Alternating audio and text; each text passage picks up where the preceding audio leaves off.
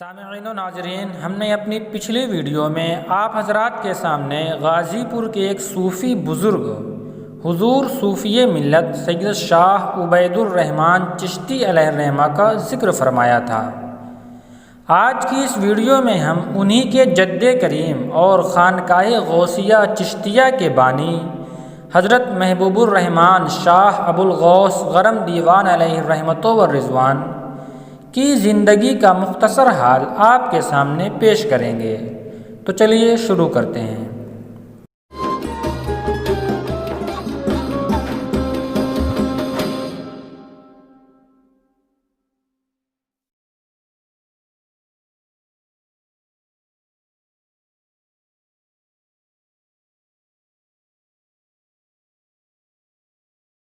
ناظرین، حضرت محبوب الرحمن شاہ ابو الغوث گرم دیوان علیہ الرحمہ کی ولادت باسعادت شب دوشنبہ ماہ ربیع الاخر 1100 ہجری میں سلطان پور بھیرا میں ہوئی۔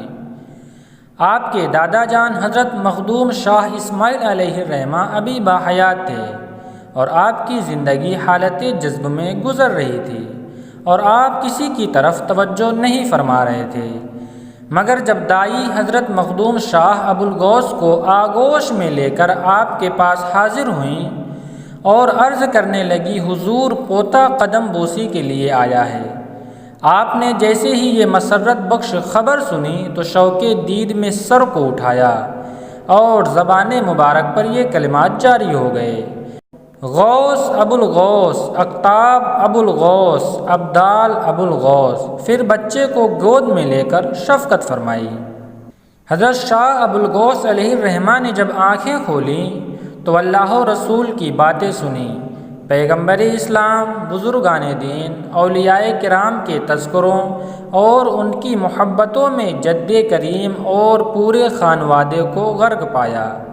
علم و ادب، خلوص و محبت، ادب و احترام جیسے پاکیزہ ماحول نے دل و دماغ، ذہن و روح کو روشن و تابناک بنا دیا۔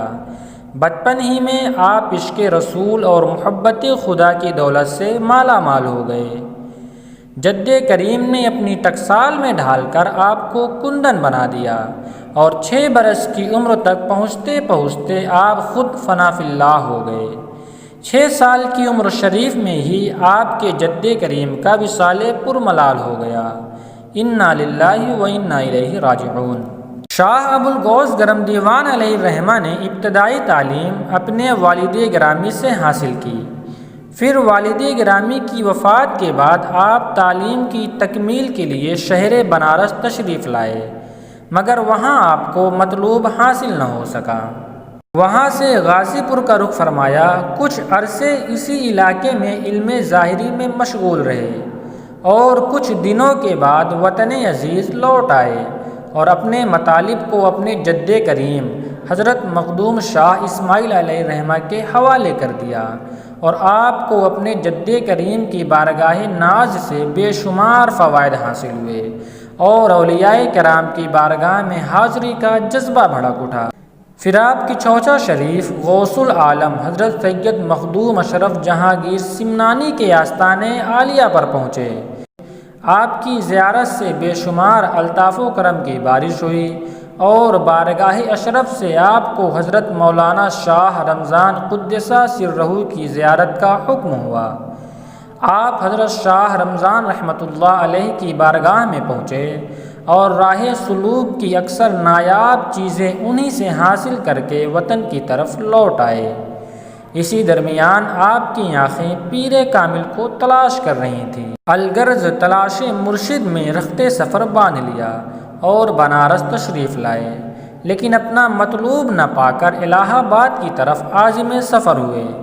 الہ آباد میں اپنے استاد محترم حضرت میر سید غلام احمد صاحب کے کہنے پر حضرت شاہ فتح محمد علیہ الرحمہ کی بارگاہ میں پہنچے اور جیسے ہی آپ کے چہرے پر نگاہ پڑی تو جسم و جان میں تازگی پیدا ہو گئی۔ بے اختیار قدم بوسی کی اور حضرت شاہ ابو الغوث گرم دیوان علیہ الرحمہ حضرت شاہ فتح محمد الہ آبادی علیہ الرحمہ کے دستے حق پر بیعت ہوئے اور وہاں سے اپنے وطن عزیز بھیرا تشریف لائے۔ اور آپ ساری دنیا سے الگ ہو کر عبادت و ریاضت میں مشغول ہو گئے۔ پھر آپ وہاں سے چل کر وحدت آباد، جسے آج لوہرا کہا جاتا ہے، وہاں تشریف لائے اور عبادت الہی میں مشغول رہنے لگے۔ جب آپ نے لوہرا میں سکونت اختیار فرمائی تو آپ کی فیوز و برکات کا چرچا عام ہو گیا۔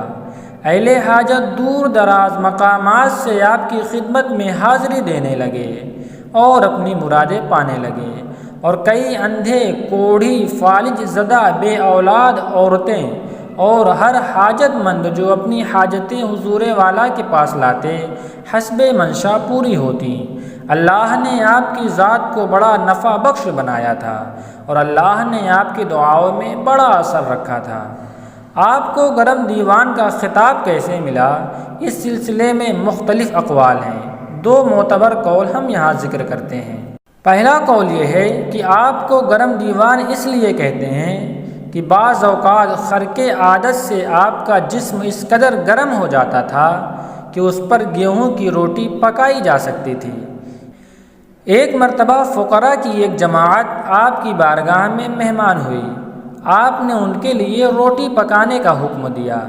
خادموں نے معذرت پیش کی اور عرض گزار ہوئے، لکڑیاں گیلی ہیں، اس وقت آگ کا انتظام نہیں ہو سکتا۔